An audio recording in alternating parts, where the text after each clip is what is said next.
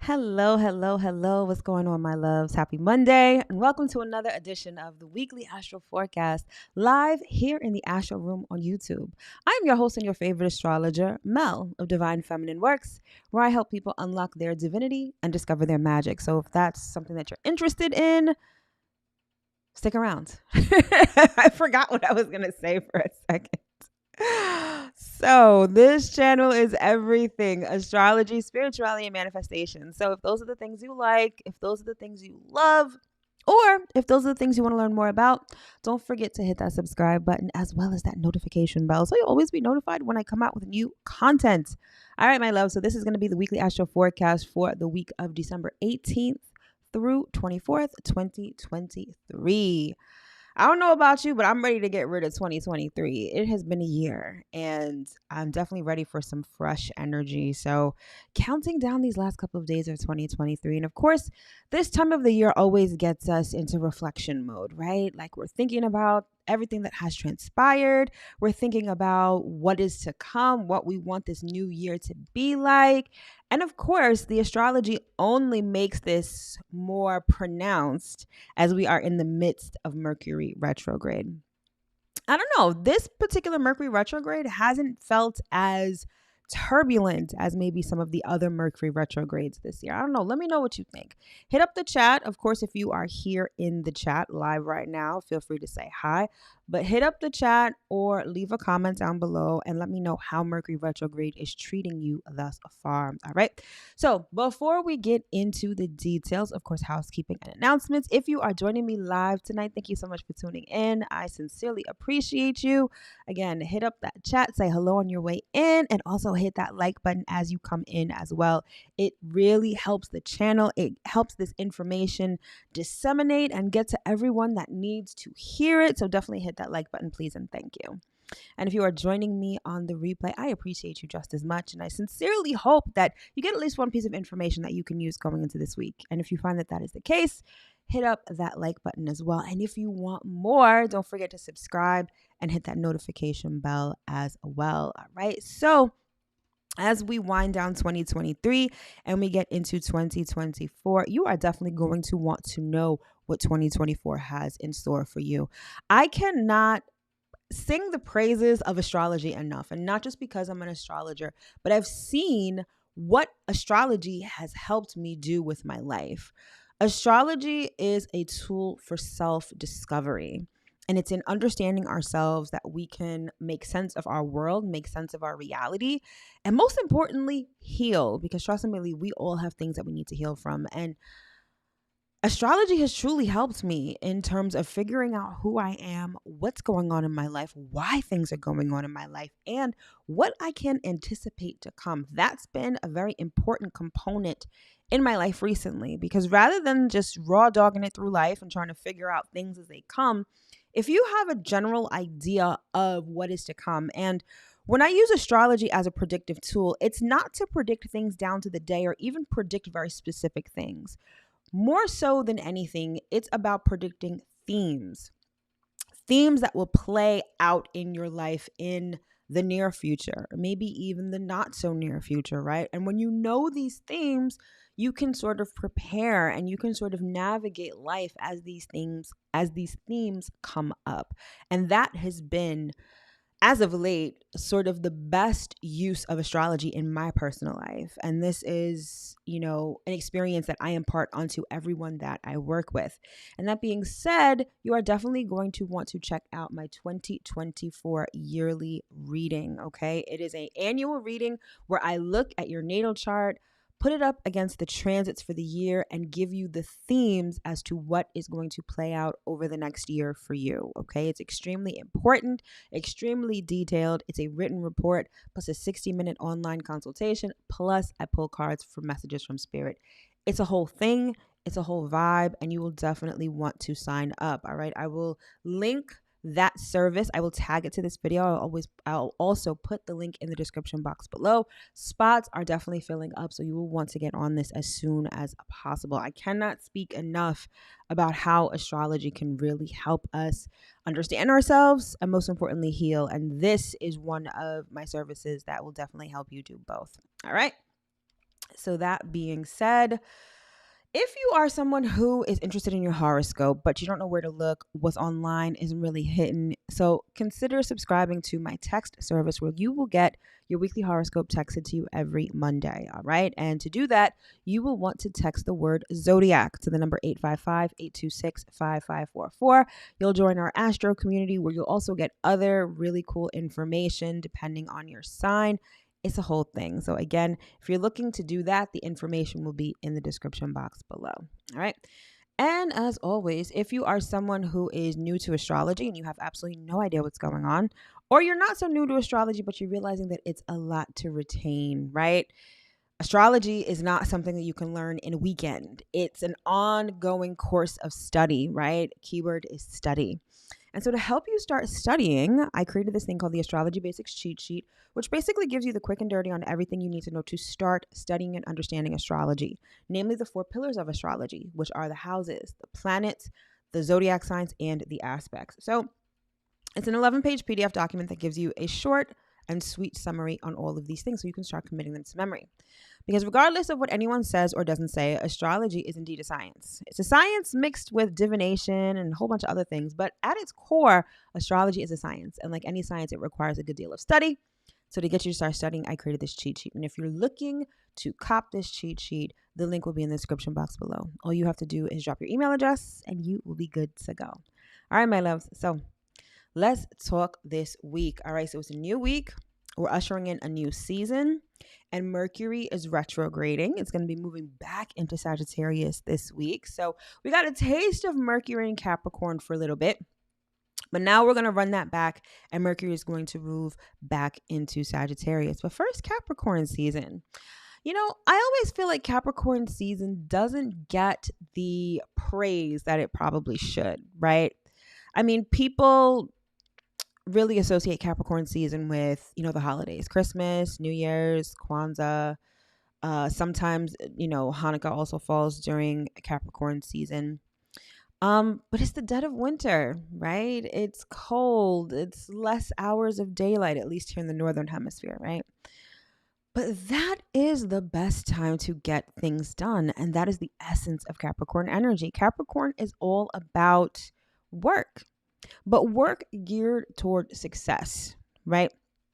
All of the earth signs are geared toward work. So whenever we're talking about Taurus, Virgo, or Capricorn, we're always talking about work. Working in different ways, though. Taurus is about building the foundation. Virgo is about perfecting that foundation. And Capricorn is about reaching new heights, like putting in that diligent work to reach the finish line, right? And so during Capricorn season, it really avails us of this energy to really get to work and to really think about the future in realistic terms. And this particular Capricorn season is going to be an interesting one because the ruler of Capricorn, which is Saturn, is currently in Pisces. And Pisces is all about dreams. It's all about illusions. It's all about your subconscious. And so this Capricorn season, it's almost like putting in that work toward reprogramming your subconscious, toward creating authority for yourself, right? This is the way that you manifest, and this is the way that you turn dreams into reality. So I feel like this particular Capricorn season, many of us are really thinking about the future and really thinking about what we want our lives to look like. And Capricorn season is when you plant those seeds. It's when you start to put in that work. Now, everything about Capricorn is kind of slow, okay? Capricorn moves slowly. Capricorn, as ruled by Saturn, has a lot to do with time. It also has to do with delays, challenges, obstacles. Capricorn energy is not by any means simple. It is about work, but it's about work that may test your resolve. It's about work despite what's going on. It's about work even though you've got obstacles thrown at you or you feel like you're walking uphill during a snowstorm, right? Like it's a lot. It can be a lot of work, but it builds character. And character diligence, perseverance. These are the kinds of qualities that allow us to achieve and succeed, because Capricorn is not just putting in work for no reason. Capricorn is all about success. It's all about that finish line. It's all about that prize. It's all about that recognition after a job well done. Okay. So this is the time when we can get to work, and it kind of feels, I'll say this. I feel like society has conditioned us to very much go against nature, right? And so it's the end of the year. This is when people are winding things down. This is when people typically are not putting in that much work. I mean, they might, because it's fourth quarter and you're wrapping things up. But by and large, by the time you get to this part of December, a lot of people have already checked out. A lot of things are like, I'll put this off until after the new year, right? But it's Capricorn season where you can really get some work done.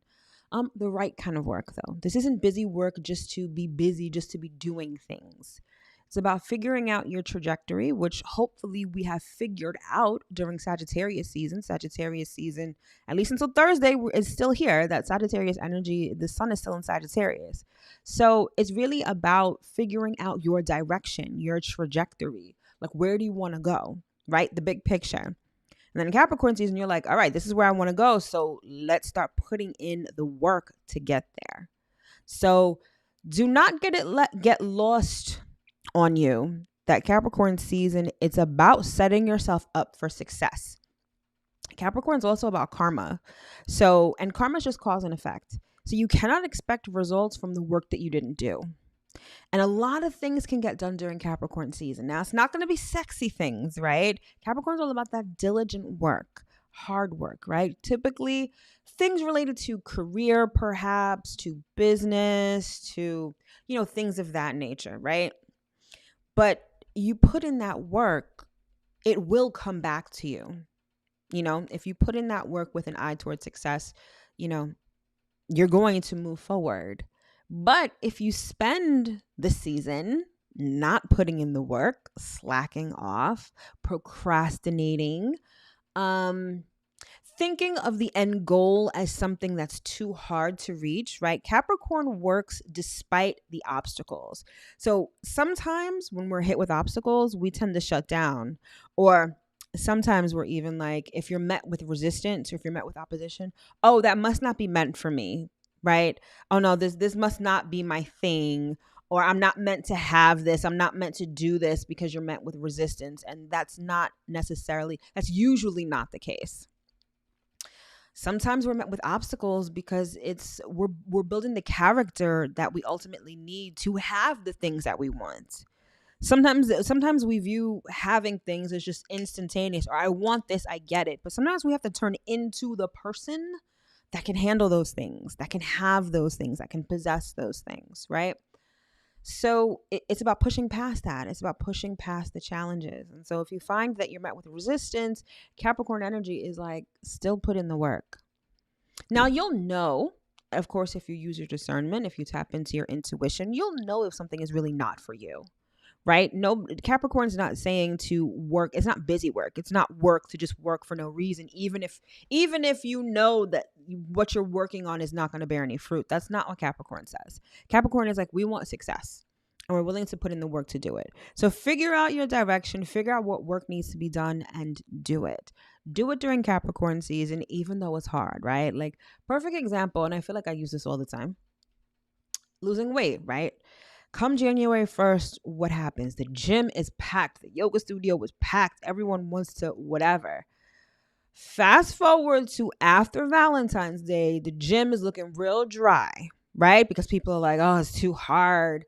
Oh, I can't get up. Especially if you live in a place where the weather is cold, you're just like, oh, waking up early and it's so cold. I just want to stay in my bed. That's when the rubber hits the road. That's the essence of Capricorn season. It's cold. It's dark. You have this goal of losing weight. You get up out of bed at 5 a.m. and you take your ass to the gym. Capricorn is like, come on, let's go. No excuses. No procrastination. No, this is too hard. No, I don't want to do that. Do it. Because guess what? If you keep doing that, by the time June, July rolls around, you've got a nice summer body, right? Provided that you did the right work at the gym. You know, some people who go to the gym are just bullshit, right? They just be on their phone taking pictures or whatnot. But if you really put in that work, if you have a plan together, right? You have like your workout schedule and you stick to it. Even when you don't want to go to the gym, you go. Even when it's raining, perhaps even when it's snowing, you go. You monitor your macros. You eat the right foods. Guess what? Come June, you've got that summer body.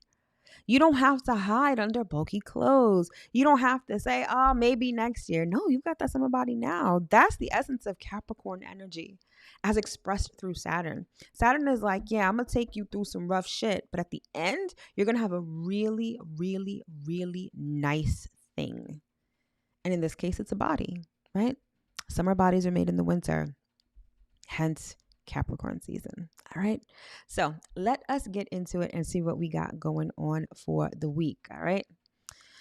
So we have what I like to call boss moves, and this is Sun in Capricorn. Apart from being just about hard work, Capricorn is the boss, right? So this could be a season of serious business. It could be a season of success and achievement. It could also be a season of recognition and reward. Because remember, I said Saturn is all about karma. So you may be getting the rewards for previous work that was done, right? So this may be a time to shine. This may be a time to have your time in the spotlight for recognition for work you've done in the past, all right? But other than that, boss moves all Capricorn season. Next up, we have what I like to call good news. And this is a Mercury cazimi, aka Mercury conjunct the sun. Okay, and this is going to be going down in Capricorn before it goes back into Sagittarius. Okay, so Mercury cazimi. This could be news from the past. It could be good news, right? Could be news of a serious nature because Mercury is still in Capricorn, right?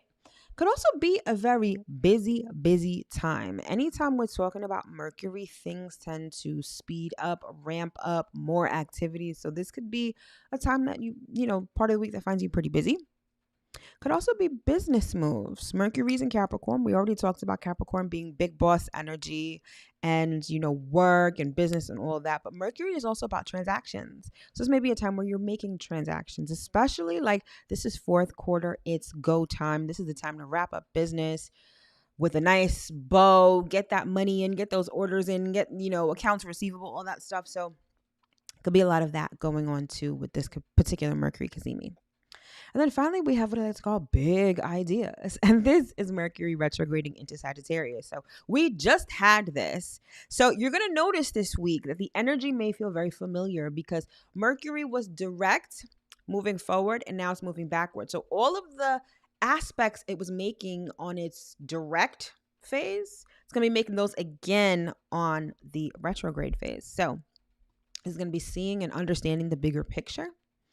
Being optimistic, having a more optimistic or hopeful frame of mind. It's also examining the past through a bigger lens.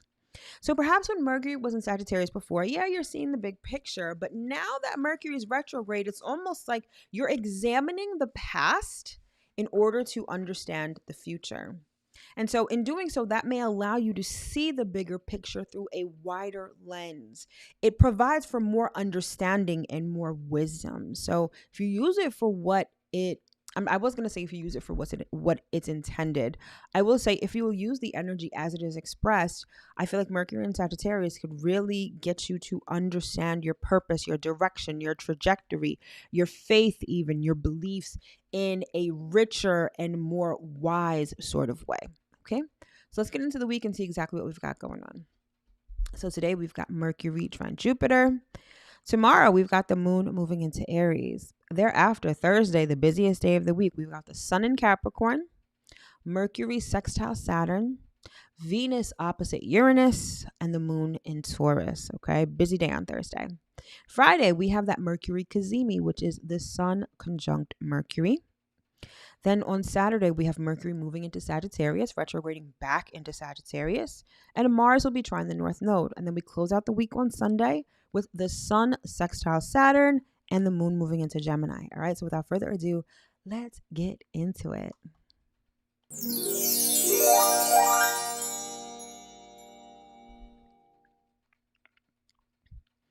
All right, my loves. So we begin today on Monday with Mercury trine Jupiter. So you will see Mercury at 6 degrees of Capricorn, and you will see Jupiter at 6 degrees of Taurus. All right. So whenever you have a trine between two planets, it means that those planets are in signs of the same element.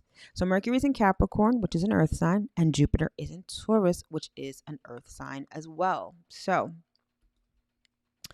Mercury trine Jupiter, it brings good news, it brings optimism. We're still sort of riding on this energy from like last week because again, Mercury just went retrograde. So it hit this particular transit, right?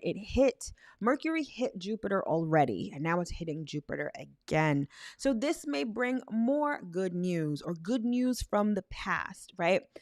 Things like socializing, research, all that stuff is really favored with this particular transit, right? Now, because both planets are in earth signs, a lot of this news or a lot of your thoughts, communications, or happenings, particularly in your immediate vicinity, may have a lot to do with business or may have to do with work, your job, things like that, right? So something from the past may be coming back around. Perhaps an issue related to work from the past may be coming back up as well. Remember, I said before, Mercury in Capricorn. Well, I didn't say it before in this live. I've said it before when I spoke about Mercury first entering Capricorn. It's about having serious conversations. And this particular transit bodes well for that because not only are you going to be feeling optimistic about having these serious conversations, but they're going to be received well as well. So it behooves you to, if you have something to get off your chest, get it off your chest. If you have something from the past that needs discussing, particularly if it has to do with your job or with work, now may be the time to do so because it's going to be received well. Okay. This is also a good time for legal matters. Jupiter has a lot to do with justice. So if you need to start a legal matter, if you need to file paperwork for a legal matter, I feel like it's a great time to do that. So typically business dealings go well with this particular transit. Like I said, there's this energy of hope, optimism, seeing the bigger picture, all that good stuff. Now, because it's Mercury retrograde, signing on the dotted line may be a bit challenging. If you can postpone that, I would. But a lot of times we can't, right? Sometimes we have to act at that particular time, regardless of what the astrology says, right? Because of course, typically the business world gives two fucks about astrology, right?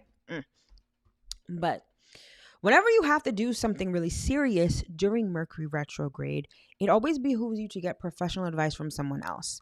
Typically, I would tell people, well, double and triple check whatever you're signing, but still, you may want to get other eyes on it or another opinion, particularly a professional opinion. So you know exactly what you're getting into so that you don't have to use another Mercury retrograde down the line to undo what you did right now. Okay, so always get professional advice if you need to sign on the dotted line, if you need to sign contracts, if you need to do anything official of the sort, right? The other thing I love about this particular transit is great for travel. Now, because Mercury has to do with like short distance travel and Jupiter typically has to do with long distance travel, any kind of travel will go pretty well right now, especially because Mercury is in retrograde to a place you've been before. Okay.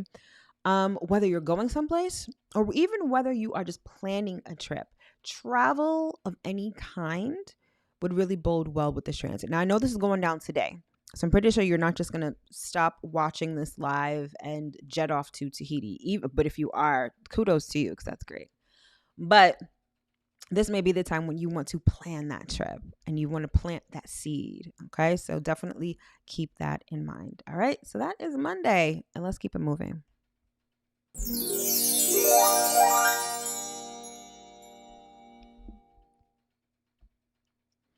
All right, so tomorrow we have the moon moving into the sign of Aries, and you will see that at the top portion of the chart. All right, it's the only thing we have going on tomorrow. So when the moon is in Aries, we are very passionate. We're very laser focused, single-minded, focused on a particular desire, and like super amped to have it, right? Whenever the moon is in Aries, people tend to be quite defensive, particularly with things that make them sensitive or things that they really like. Perhaps you have, I don't know, a favorite something or other, and someone makes a comment about it, or someone has something to say about it, or they have an attitude or sarcasm. When the moon is in Aries, you are likely to get very defensive, get upset. Aries is the warrior energy. And when you mix the warrior energy with the energy of the moon, which is our emotions, our sensitivities, that's when things can get a little rocky. This is also one of those moons when people tend to argue, fight, confront. It can be somewhat explosive, especially if you have your emotions out of whack, right? Or you haven't checked your emotions. But what I love about Moon in Aries is that it serves as like that fire under your ass to get something done. And so, and it's also the first quarter moon, okay? So we are making our way to the full moon in Cancer. So the moon is in the waning phase. And whenever the moon is in the waning phase, this is when we get rid of things that no longer serve us. We divest ourselves of emotional baggage or other things that stand in the way of whatever it is that we're trying to manifest, or whatever is standing in the way of living our best lives, to be honest. So when the moon is in Aries, you're kind of really amped. It's almost like, you have a singular goal, a singular focus, and you're like, okay, like whatever's not in alignment with this focus has to go. Whatever is not working toward this particular goal has to go. It makes you very single-minded. So it behooves you to think of a single goal that you want and really work toward that, particularly at this stage of the lunar cycle. So it gets you amped, it gets you motivated, it gets you defensive, but it could also get people really in their feelings, and not touchy-feely sensitive feelings like anger, rage, things like that. So be mindful of conflicts, be mindful of blow-ups, blowouts, because they can escalate very quickly when the moon is in Aries. But otherwise, Aries is also physical energy and physical force. So when it comes to divesting yourself of what you don't need, it's almost like putting your healing on hyperdrive, particularly because when the moon is in Aries, particularly now, it's going to meet up with Chiron. Chiron is all about healing. So this is the time, and I want to say between Tuesday and Thursday, when you're going to want to be proactive about healing, about working on yourself, about examining what's not working for you. What emotional baggage are you holding on to, right? Doing that will yield perhaps, I don't want to say immediate results, but whenever we act under Aries energy, we start to see things take place quickly. So this may be a time where if you really put in the work, and it's not even over an extended period of time, it's like 2 days. If you're really focused on putting in that healing work, you can see things start to turn around very quickly in your life. So it would definitely behoove you to do that healing work while the moon is in Aries. All right. So that's Tuesday. Let's keep it moving.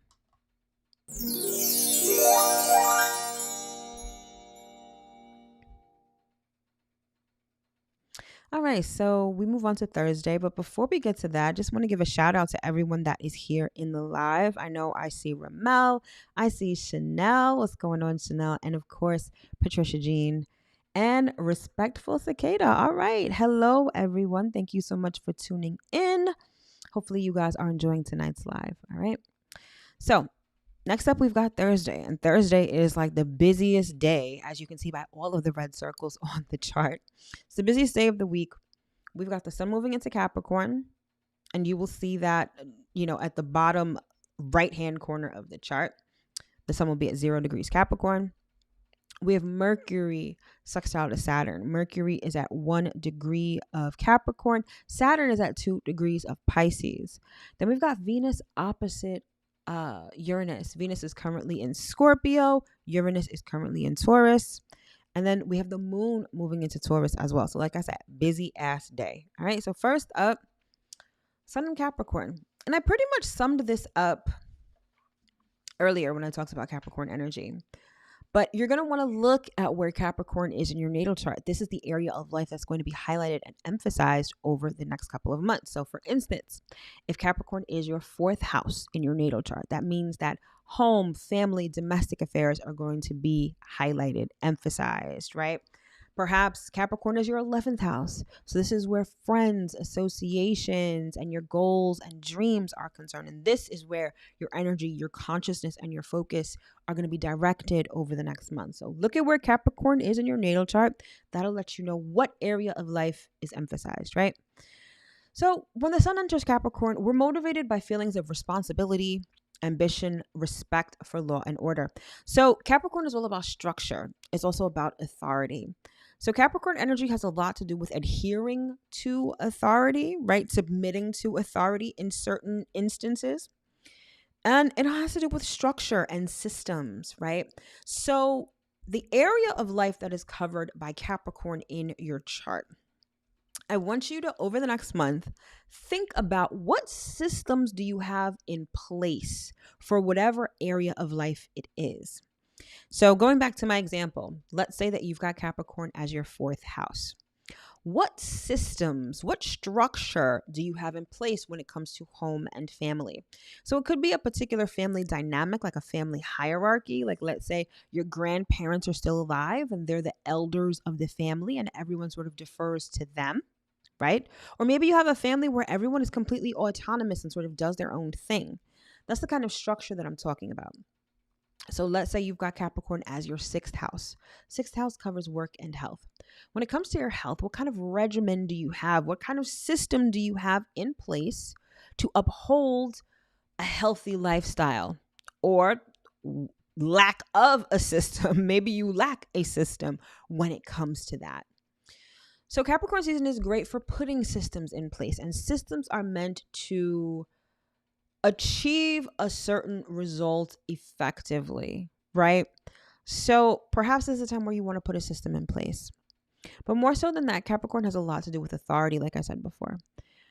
In whom does your authority lie, right? I gave the example of Capricorn in the 4th house, and maybe your family defers to your grandparents or your parents when it comes to important decision making, like there's a hierarchy in your family. Or maybe everyone is autonomous and does their own thing. It brings up the issue of control and of power. Who, not necessarily power, but authority. Like, who is the boss of you, basically? And Capricorn helps you answer that question. And over the next month, especially particularly where Capricorn is in your chart, this is where you're going to see who is the boss of you, or what is the boss of you. Let's say you've got Capricorn as your 2nd house. The 2nd house is the house of money, particularly your money, your personal finances. Does money run you, right? Are you all about the material things? Or do you have a control over money? Do you have authority over your money? Or does money run amok in your life? Right? This is how we use the energy of Capricorn to figure out who is the boss of us. Where does our authority lie, and with whom? Okay. So Capricorn is also very like finish line oriented. It's not just work for busy work, like I said before. It's more so about work towards success. So many of us may be thinking about over the next month, we may be thinking about what success looks like to us. What is it that we want to accomplish? And most importantly, are we willing to put in the work to accomplish what we deem as success, right? Because again, Capricorn's not just going to hand you a trophy. Capricorn, it's like, you got to work for this. You have to earn it, right? So what are you willing to work for? What does success look like for you? It's also about tangible results. And the best example of this is losing weight, right? If you put in the work, the results speak for themselves, because not only has the scale gone down, or maybe up, depending on what your objective is, but you can literally see it. If you've lost weight, you look like you've lost weight. Capricorn is not about just results in words, right? Capricorn wants to see the numbers. Capricorn wants to see the bottom line. Capricorn wants to see that number on the scale when you step on it. Like, it's all about tangible results, all right? And of course, Capricorn, the last thing I'll say about Capricorn is about long-term goals. Everything about Capricorn is kind of slow. It's not about instantaneous results. That's why, I was having this conversation with a really good friend of mine, and I was talking about the weight loss journey, because over the last 2 years, I've lost close to 50 pounds. And I was explaining to him about how it's not just about working out. It's the mental, it's the emotional. It's a full-on journey, right? And it takes time. Those, drink this and lose 20 pounds in a week, not only is that sort of unrealistic, but it's really not healthy either.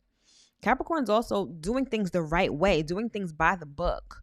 It's not some flash in the pan, get rich quick, lose weight tomorrow type shit, right? This is really about long-term plans, working towards a long-term goal, working towards something that may take a long time, but that's particularly valuable when you achieve it. So this is the energy that's at our disposal when the sun moves into Capricorn. And this is where our consciousness may be. It is no surprise that people like to lose weight during Capricorn season on January 1st. Because it's like, all right, it's time to set goals. What's the first goal? We look at ourselves and we're like, okay, what do I need to improve about myself? Or money, right? People are always like, they want more money or they want to get their finances in order. That's a long-term goal also. There's short-term goals here and there, but by and large, it's a long-term strategy for success with any of these things.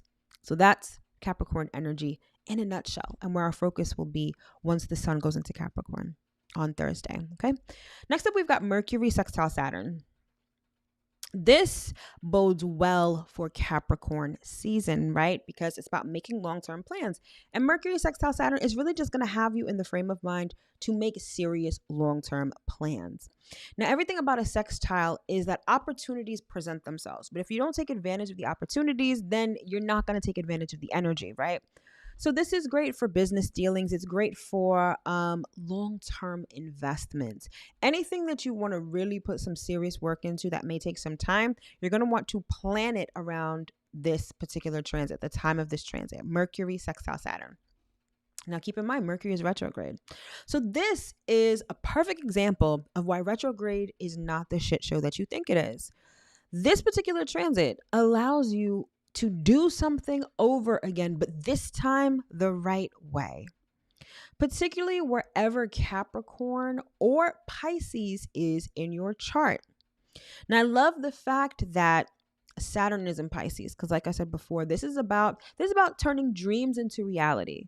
Understanding that you're going to have to put in some work, but this is about turning dreams into reality. And perhaps there's something in the past that didn't go the way that you wanted it to. A dream you had that maybe you let fall by the wayside. Or maybe you were met with a lot of challenges and you were like, oh, this isn't for me, whatever, and you just let it go. Mercury sextile Saturn can help you revive that dream, particularly if it has to do with like work, business, career, a serious goal, or an aspiration or a dream that you really desire, right? So it's great to do over. But in doing over, it's not just about doing the same shit over again, right? Doing the same shit over and over again and expecting a different result is literally the definition of insanity, right? This is about taking a cold, hard look and being honest about perhaps your shortcomings as to why it didn't work out. Or maybe the environment.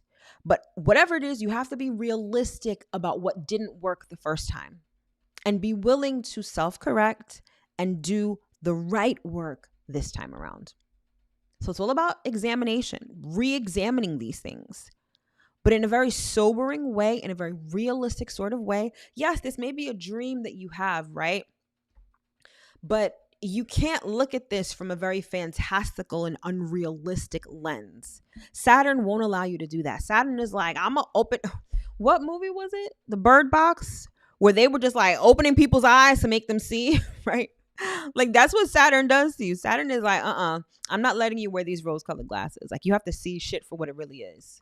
If you want to change it, if you want a different result this time around, like you really have to open your eyes and get real about what didn't work the first time. And that's the beauty of Mercury retrograde. It allows you to review things. And in this case, particularly something that you really wanted. But you get to do it better this time around. So it's perfect for that. Next up, we've got Venus opposite Uranus. And this is always an interesting transit. It's like, I always call this like the ants in your pants transit. Anytime you have Uranus, Uranus is like, I want to be rebellious. I want to do something different. Now, Venus has a lot to do with relationships. And so this is one of those transits where if your relationship is on shaky ground, this shit is just going to shake it up a little more. If you got a healthy relationship, you'll be all right. But maybe it's time for you to inject some excitement into your relationship, however you choose to do so, right?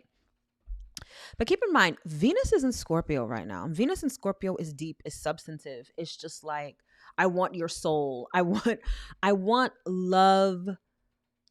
The value of love is substance, depth, vulnerability. And Uranus and Taurus is like, I'm not sure I want to go under the surface. I'm not sure I want to go that deep. So you may find that when it comes to relationships, there's this tug of war between like getting really vulnerable and just being sort of superficial and just sort of going along with things, right? But like I said, relationships that are kind of rocky, this is just going to rock the boat even more. But if you've got a healthy relationship, I'm sure it'll just be a little blip of excitement, right?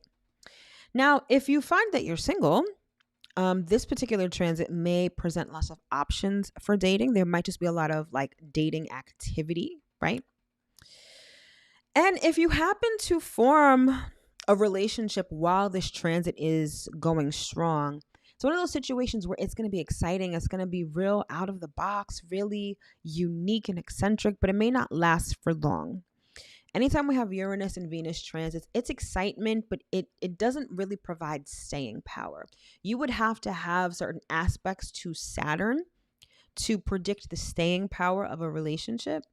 But it could be exciting. It's great for flings and affairs and things like that. So if you're into that, by all means, partake or do what you will. But yeah, new romance could be exciting but short-lived.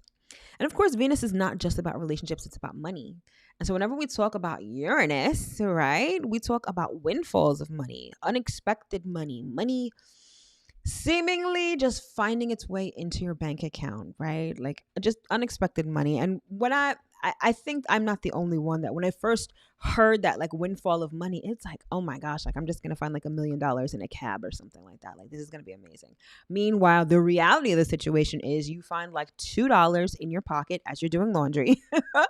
Or maybe you get like one of those settlement checks for like 11 cents in the mail. Okay, but that's still unexpected money, still kind of a windfall, if you will. But here's the thing with financial windfalls. The presence of Uranus is very erratic. So this, whatever extra money you find, you may want to gamble it. You may want to spend it. You may feel like it's burning a hole in your pocket. So keep that in mind. If it's money that you're willing to lose, cool. But if it's not, you might want to be a little prudent and save as opposed to spend. All right. And then finally, we have the moon moving into Taurus. And I love when the moon is in Taurus. First of all, the moon is exalted in Taurus, so the energy is super potent. Second of all, it's literally Netflix and chill. Taurus is about stopping and smelling the roses. It's about just being comfortable. It's about your comfy sweats, comfort food, feeling good, not wanting to move out of your comfort zone. And, sometimes people deem that as a bad thing, but I realize that whenever the moon is in Taurus, it reminds us that rest is important. It reminds us that feeling good, comfortable, safe, secure, those things are important. You don't have to be going full steam ahead like a freight train all day, every day. Sometimes you need rest and relaxation. When the moon is in Taurus, it is the perfect time for that. So do that. That's what, Thursday? Yeah, it may be when you want to just chill. Maybe, chill at home, power down, maybe not work as late, right? Rest and relaxation are vital. Okay, so keep that in mind. All right, let's keep it moving.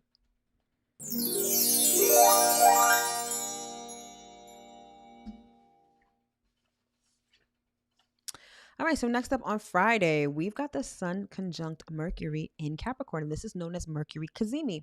And you will see that at the bottom right-hand portion of the chart where both Mercury and Mercury and the Sun are conjunct. All right. Now, I feel like on this channel, I've talked ad nauseum about what cazimi is. It's a very fortunate placement. It means in the heart of the sun. Is when a planet is at a sweet spot in relation to the sun. If the planet is too close, the energy of that planet gets burned off by the sun. If the planet is too far, it's sort of considered as being cold, right? And not close enough to feel the warm rays of the sun and be energized by the sun. But when it's at cazimi, it's at that perfect sweet spot. And that's what Mercury will be doing on Friday. So it puts the focus on your thinking and communications, short distance travel.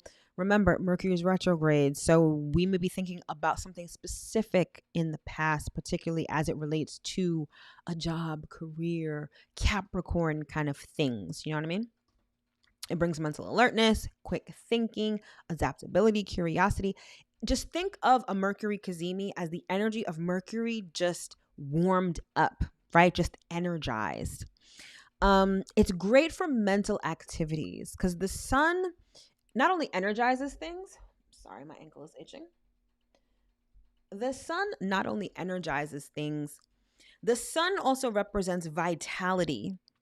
In medical astrology, it represents like your physical vitality, right? And so when we're talking about Mercury having to do with ideas and communication, it's like the vitality of your mind. So your mind may be very sharp, your mind may be very quick thinking, adaptable, right? So if you have anything that requires you to perform mental Olympics, if you have anything having to do with study, research, things like that, you're going to want to do it on Friday because you may find that your mind just kind of works a little better at this particular transit, all right? It also may be a time that's really busy, okay? Anytime we have Mercury, the mythology of Mercury is that Mercury was the go-between between the gods. Mercury had the winged shoes, right? And Mercury would transmit messages between the gods. So it would flip back and forth between the gods. And so hence Mercury in your chart, any sort of chart, a lot of times represents speed. It represents things happening sort of quickly. And so this may be a time where things are just busy, like busy with appointments, phone calls, text messages. Like your phone may be blowing up that day. You just may have a lot of opportunity to talk to people, to socialize, things like that. It's just a very busy time. And like I said, the sun energizes things. That Mercury energy, it's heated up, it's energized. It's a good time for sharing ideas, making plans, buying and selling, negotiating, meeting new people. Although remember, Mercury is still retrograde, so this may be a time where old people resurface, particularly in the work arena or business partners, clients, things like that. This isn't one of those Mercury retrogrades where, oh my God, your ex is coming back. I hate when people say that because that's so not true. Unless Capricorn is your 7th house or your 5th house, it probably isn't an ex coming back. I hate to break it to you. But if Capricorn is your 5th house or your 7th house, very well may be an ex coming back. But for the majority of us, it may be coworkers, clients, business opportunities from the past resurfacing in a very advantageous sort of way. All right. So definitely look out for that and keep all of that in mind. All right. Let's keep it moving.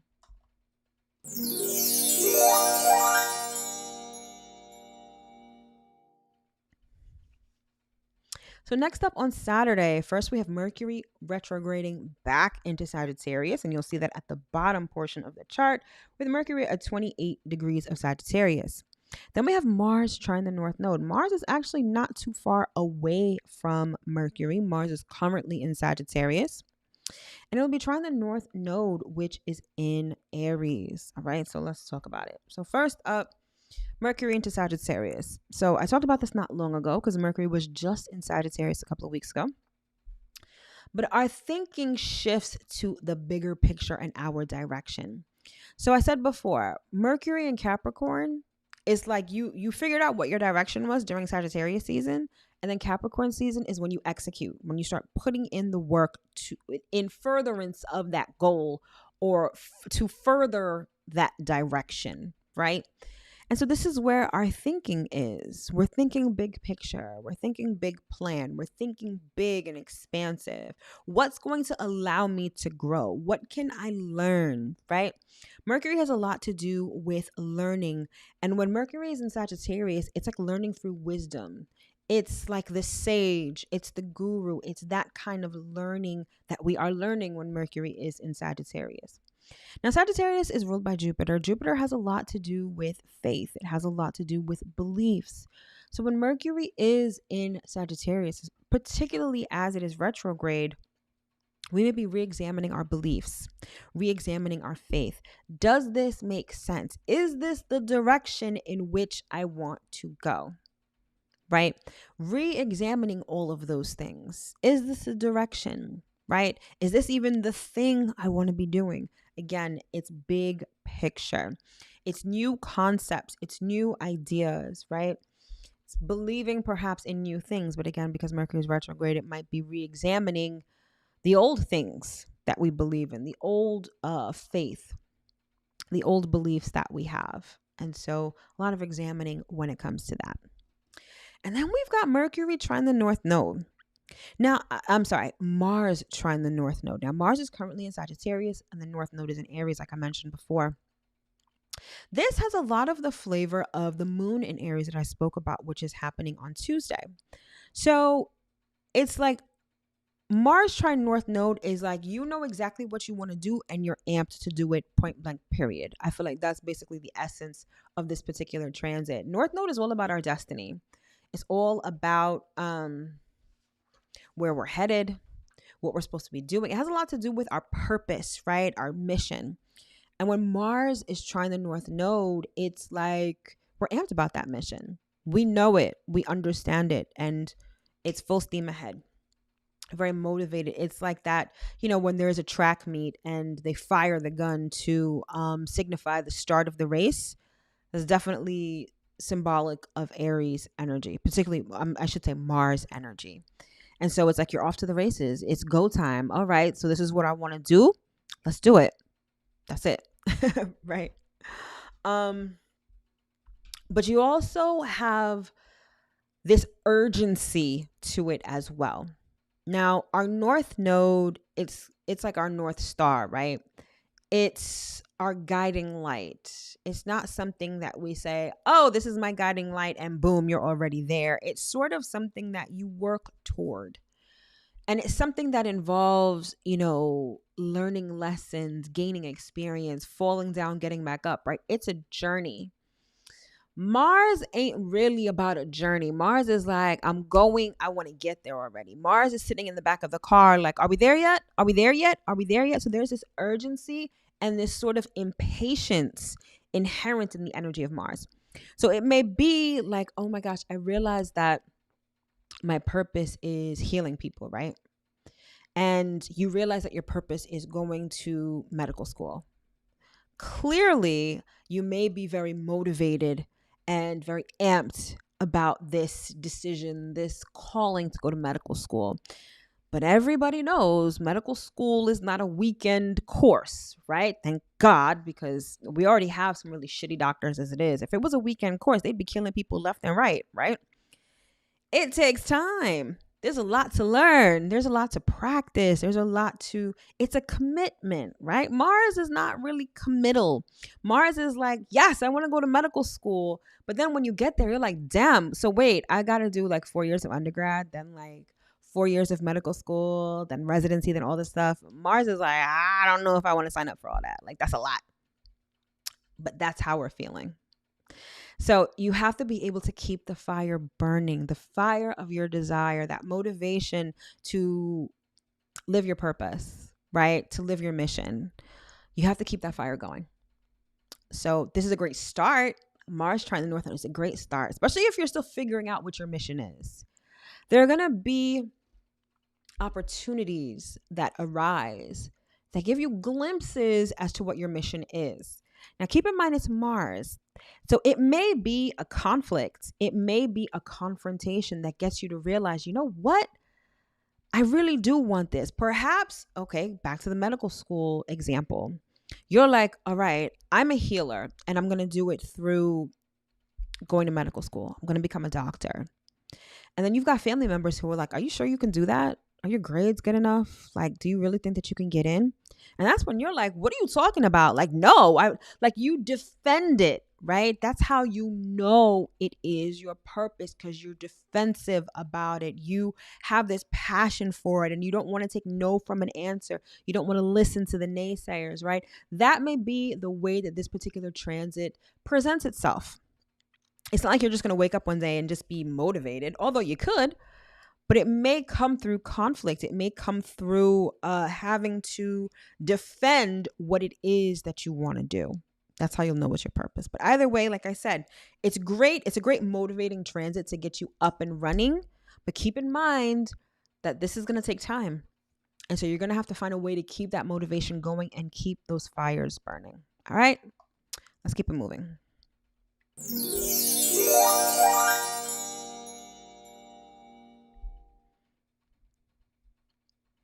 All right, and then we close out the week with the sun sextile Saturn and the moon moving into Gemini.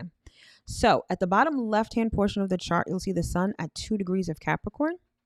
And then slightly to the right of the chart, you will see Saturn is at 2 degrees Pisces.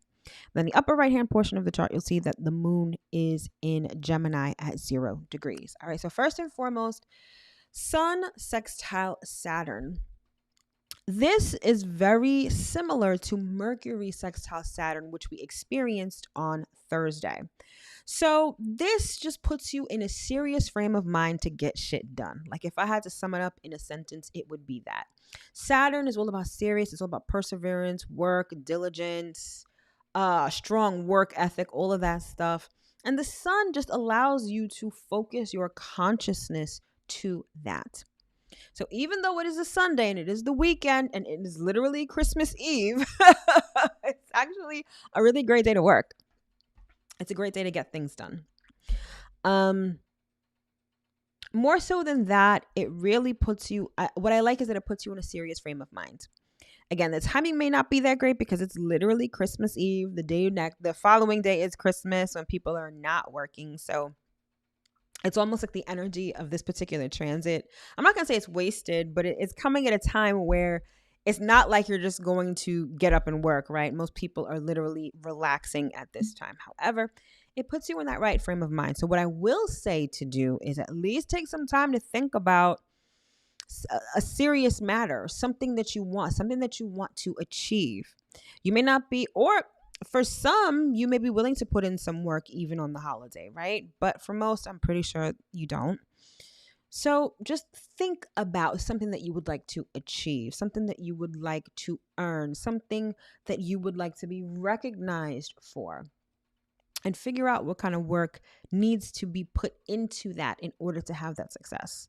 Kudos to you if you can actually start putting in some work, although, again, I doubt that because it's literally Christmas. But if you can, go for it, right? And it's funny because this particular transit, it makes you feel like you're wasting time if you're just relaxing and doing nothing. Like you feel the urge to want to work, feel the urge to want to put in some work when it comes to achieving something. So even though it may be a time where everyone's relaxing, being with family, doing all of that Christmas holiday stuff, you may feel the urge to want to at least put something in place, write something down. Like, you get what I mean? Like at least put in a little bit of effort. And if so, I think you'll find yourself on good footing if you do that. And then finally, we've got the moon moving into Gemini. And this is also another busybody kind of energy because, Gemini energy is mixy. It's very busybody-ish, right? When the moon is in Gemini, we're curious. We're like toddlers. We want to touch everything. We want to know everything. We're all up in the sauce, right? And so we want to communicate. We want to talk to people. We want to socialize. It's lighthearted. It's breezy. It's curious. Really nice energy for the Christmas holiday, if I say so myself.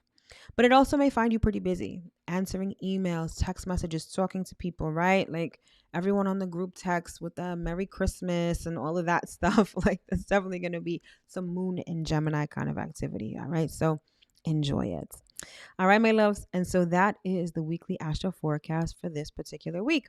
So now we're going to get into some messages from Spirit to see what Spirit has to say to us for the week. All right.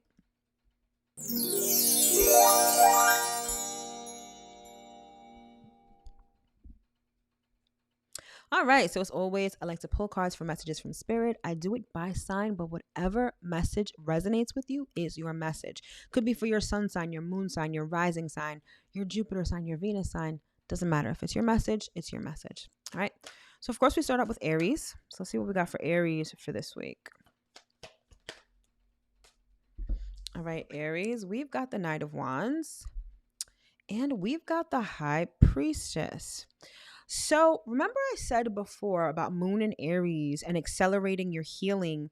I feel like that's exactly what this particular set of cards is talking about. Being brave enough to go into the fire of your wounds, okay? There's a lot of information there. Our wounds, it's not just about how we feel. Our wounds are chock full of information. And I feel like if you are brave enough to tackle those. There's a lot of spiritual information you may gain. I'm hearing you also may like strengthen a particular spiritual gift that you have. So this is a time to really work on yourself. And they're saying like you'll want to be selfish at this time because your healing should take precedence. You're being set up for something in the future, and you need to do the healing now in order to awaken those spiritual gifts that you're going to need to use later on. So your healing has to take precedence at this time. So this is not the time to really be, I'm not going to say like don't help anyone else heal, just prioritize your own healing. Yeah. Prioritize your own healing. I'm hearing it's like vital right now. Again, there's something you need to learn, some information that you need to glean from this healing right now that you're going to need to use later on. So it's vital at this time that you do that. Okay. Next up is Taurus. Let's see what we have for Taurus for this week. Taurus, we've got the Tower. Okay. Something is falling apart so that it can come back together better, or something's really going to shock you and surprise you. I don't get this as like doom and gloom, like, oh my gosh, the foundation is going to crack and something really crazy is going to happen. I'm feeling like it's almost like you're going to learn something very shocking about somebody. And it's going to require you to make an important decision. But it's really going to be shocking, like something that you didn't expect at all. Okay. Venus opposite Uranus. You guys are going to feel this the most because Venus is your ruling planet and Uranus is actually in your sign right now. So this may have to do with a relationship. Some sort of information is going to come to the surface. That's going to be very shocking. For some, it's going to be like make or break. Like, yeah, I don't know if I could do this. I don't know if I could go forward with this kind of a thing. For others, it's going to be like, all right, I have knowing this information, I have a serious decision to make.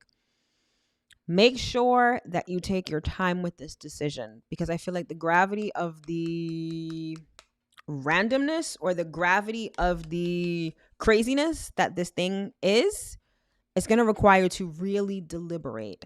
So be very intentional about making this decision. Try not to make it off a whim or like out of shock or emotion. Like you're really going to want to sit and think about this for a while. But again, something shocking is going to come to the surface that's going to require you to make a very important decision in the near future. All right. Next up, we've got Gemini. Let's see what we have for Gemini for this week.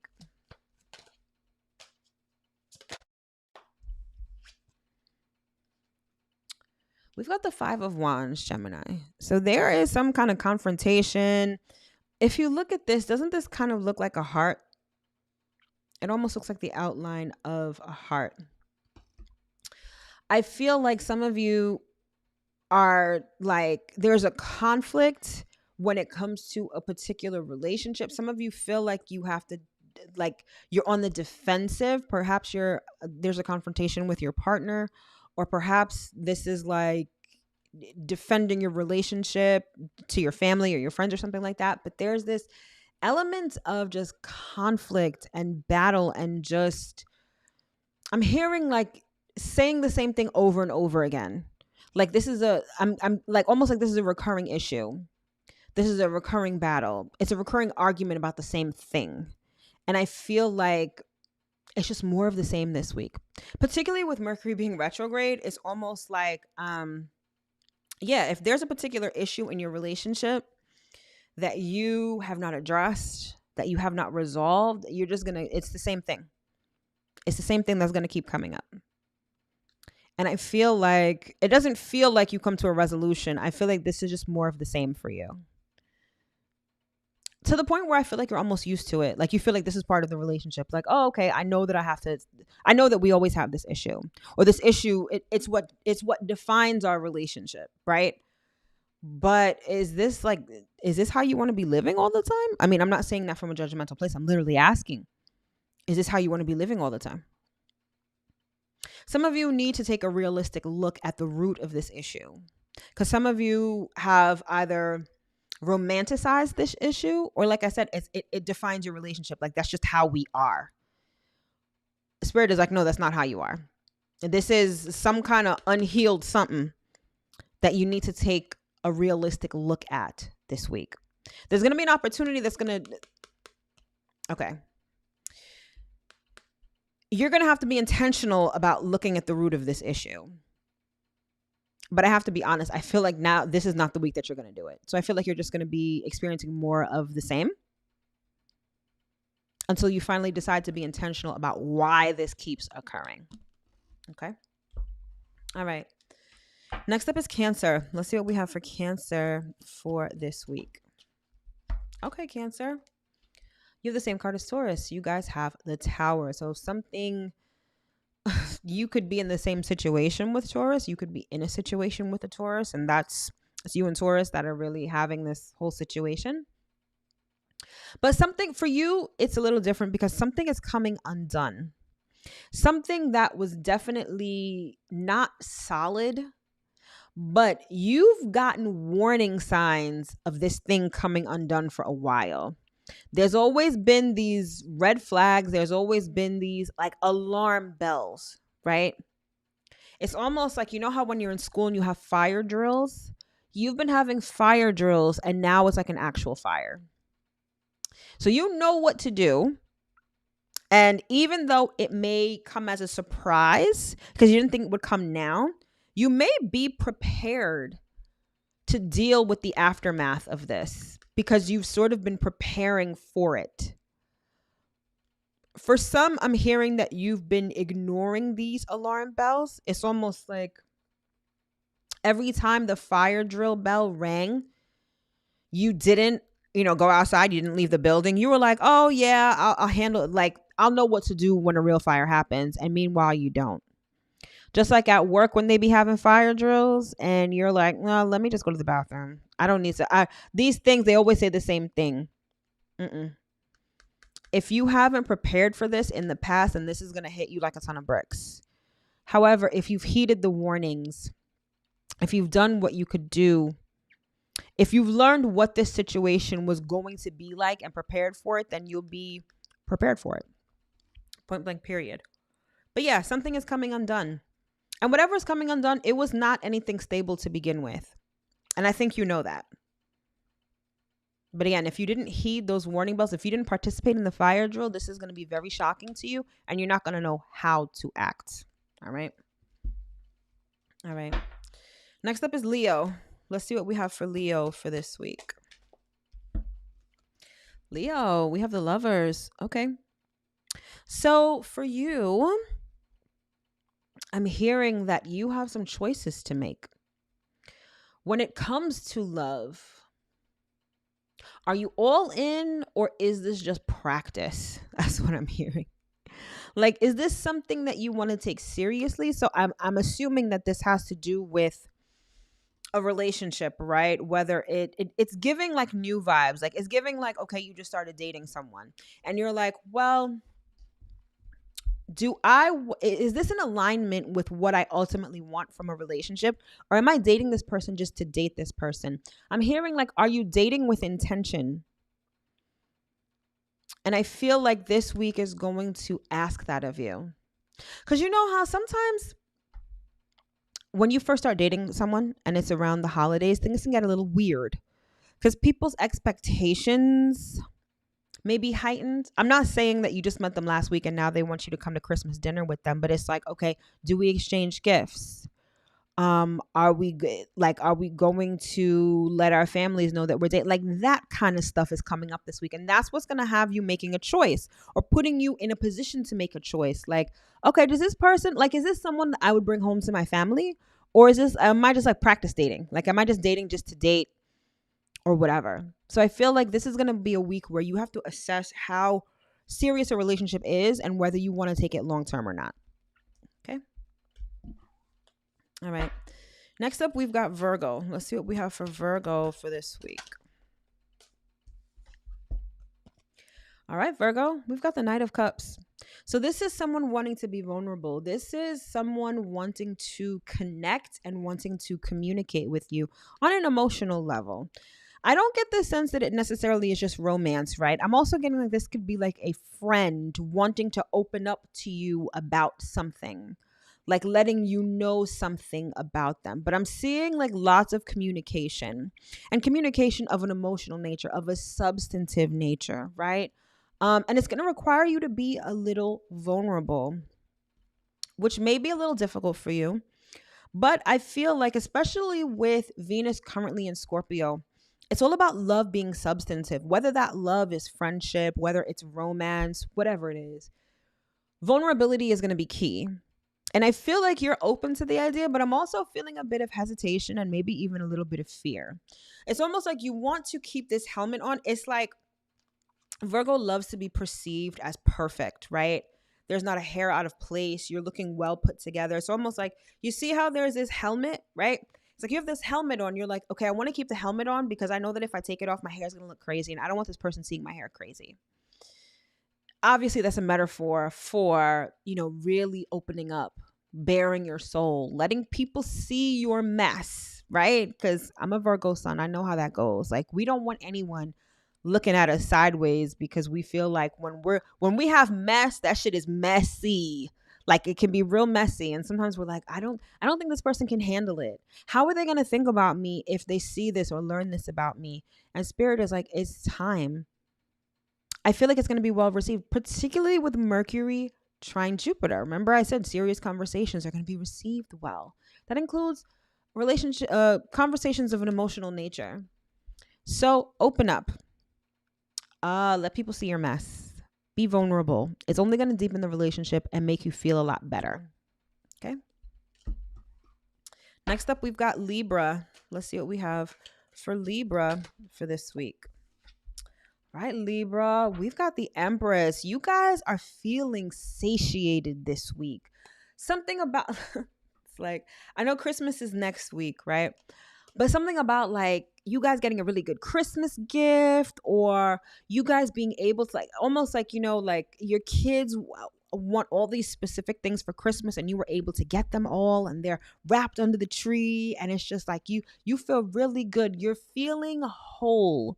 You're feeling whole. You're feeling satiated. You're feeling like you're being taken care of. You're taking care of people. Like, money is looking good this week. I feel like you're just in your Empress bag, right? You're just feeling fertile. You're feeling like you could really make shit happen, or that things are really happening for you right now. You're sitting pretty, essentially. So bask in this energy, ride the wave of this energy for as long as you can, right? Because I feel like it bodes what it's like, and be appreciative. If you were able to get your kids everything that you want and Christmas is going to be really dope this year, like, take some time to appreciate that. Be thankful for what you've been able to do. If people are able to do for you, be thankful, be grateful for these things. It's only going to get more of it. All right. So you guys are feeling healthy, wealthy, taken care of this week. So enjoy it. All right. Next up, we've got Scorpio. Let's see what we have for Scorpio for this week. Scorpio, we've got the 3 of Pentacles. So this is you guys taking care of business is what I'm hearing. And you're doing it with other people. You may be commissioned to do something specific, like a particular contract. This also could be a contract from the past, right? Because Mercury is retrograde in Capricorn. So perhaps past business is coming back around. It's the ability to collaborate with somebody from the past, build something great with somebody. But regardless, it's about cooperation and teamwork. So I see you working on something with somebody, and it's a long-term goal, right? It's not something that's going to be achieved in one day. So be mindful of who you're partnering with and be sure that you know them really well. Because I will say this, and this is something that I was reminded of this past week. As an attorney, I work with a lot of entrepreneurs, right? And when people decide to partner up for business, the energy can be really exciting, right? You have this goal in mind and everyone's like, yes, we're going to make a lot of money. And I always tell people, you really need to know the person that you're getting into business with. It's just like being in a relationship. Sometimes business relationships can be harder than like romantic relationships, right? Like, you need to know this person. What kind of person are they? What is their work ethic? Because yes, everything is great when it's like, yes, we're going to make money. Yes, we're going to have this project and it's going to be great. All right, but when it comes up to divvying the work, does this person pull their weight or do they expect you to do everything? Like, you have to understand how people work, how they operate. It's not just about the end goal. So be mindful of who you decide to put on your team or who you decide to partner with, because this thing is going to require a good deal of work. And if you're not willing to put in the work, or if you're with a partner who's not willing to put in the work, that goal is just going to get farther and farther and farther. So be mindful of who you partner with, but this may be a collaboration or some type of partnership from the past that's coming back up. Okay. Next up, we've got Sagittarius. Sagittarius, we've got the Queen of Pentacles. All right, so some of you, I'm hearing, are being really stingy, okay? Some of you are not getting people Christmas gifts. You're like, I need to hold on to my coin. Like, I'm going to give you a hug. I'm going to give you a card. But all of that, like Santa's coming to town type shit, I'm not doing that this year. I've got financial goals. I've got things I got to work on. So I'm counting all of my coin. I'm trying to hold on to all of my coins. All right. Some of you are feeling kind of motherly, feeling kind of nurturing, right? Not overly emotional, but some of you are, I'm hearing like there's this maternal instinct that's getting turned on within you at this time. And you're very protective. Now, this doesn't necessarily have to be with children. This could be with a goal. This could be with a thing. It could be with anything. But it's sort of like willing and able and ready to nurture something, to protect it, to watch it grow. And anything that's not in alignment with that, you're like, yeah, I'm not focusing on that. I'm not putting my energy in that. I'm not putting any effort into that. Which is why I said for some of you, you're like, yeah, none of y'all are getting Christmas gifts this year. Like, I've got financial goals. I'm trying to get out of debt. I'm trying to buy this house. I'm trying to pay off this car. So the gifts are either non-existent or they're going to be really small. Or maybe I'll wait until after Christmas when everything is like 70% off and get you something then. But finances and nurturing go hand in hand for you this week. And I feel like that's what you're going to be focused on. All right. Next up, we've got Capricorn. Let's see what we've got for Capricorn for this week. Oh, this is the third. So Taurus, Cancer, and now Capricorn are getting the Tower card. Okay. So again, this is just something surprising happening. But what I'm seeing is like, it's almost like you're observing something crumble. It may not necessarily be something in your life. It may be something crumbling in someone else's life. Maybe you're looking at Taurus and Cancer, all their shit happening, and you're like, wow, that's crazy. But it's like there's a learning lesson within this Tower moment, even if this Tower moment is not yours. It could be someone close to you that's experiencing a Tower moment. And it's either getting you to like, I'm hearing like getting you to appreciate life more, appreciate your situation more, or learn what not to do. It's like you're learning. This Tower moment is teaching you by example. Like maybe you and this person have been doing the same thing or doing something in the same way. And now they're experiencing a Tower moment and you're like, fuck, if I continue doing shit this way, like I'm going to experience a Tower moment too. So I see you watching a Tower moment, not necessarily experiencing it. However, it will behoove you to glean the lessons from this Tower moment, even if this Tower moment isn't yours. It'll show you what not to do and what to be appreciative of right now. Okay. Next up, we have Aquarius. Let's see what we've got for Aquarius. All right, Aquarius, we've got the Sun card. So you guys are feeling warm. You're feeling energized. Your health is looking good this week. Like you're just feeling free. For some of you, this is like you're on vacation from work. So you're able to, like, perhaps some of you are going on vacation to someplace warm and sunny. Some of you are just downtime. You're able to play with your kids, or you're able to just really take a step back and enjoy life. But I'm feeling warmth. I'm feeling basking in the sun. This could be evident of you spending time with family over the holiday. But by and large, I feel like this is just a very positive week for you. It's very positive. It's very freeing, and it's very relaxing. Okay. Short, sweet, and to the point. And last but certainly not least, we've got Pisces. Let's see what we have for Pisces for this week. All right, Pisces, we've got the 8 of Swords. You are in a mental conundrum. It's like you feel like you are going round and round in your mind about something. But here's the thing, like, as much as whatever this thing is that's living rent free in your head, you have the power to change it. In the sense that I feel like you think that something is always a certain way. It's like you are tied to this idea of something as it currently is, not realizing that you're the one that has the power to change it. See, it's like these handcuffs, like you were tied to something, but look, this one's open. Not just that, but the key is right here. You have the key to free yourself from this mental prison that you're in, but you have to first realize that you're in a mental prison.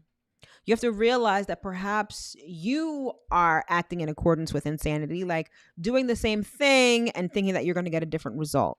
Like, it's really time to be honest about where your thoughts are, what you're thinking about, and the reality of this particular situation. That's what's going to help unlock you from the situation so that you can have a different result. But you have to be very mindful of your thoughts right now. I feel like your thoughts can definitely be holding you prisoner. And it's time for you to come out of this self-imposed jail, but you have to realize that you're in jail first. All right. All right, my loves, that concludes this edition of the Weekly Astro Forecast. I sincerely hope that you were able to get at least one important piece of information going forward into this week. Speaking of weeks, since next Monday is Christmas Day, I will not be doing a live on Christmas Day. However, I will be doing a live on December 26th. All right. So definitely hit that notification bell so you'll be notified when I do go live. All right. Thank you so much for tuning in. If you are someone that celebrates Christmas, Merry Christmas. I wish you and your family nothing but the best. All right, my loves. Thank you so much for tuning in. Have an amazing week, and I will see you in my next video. All right. Take care.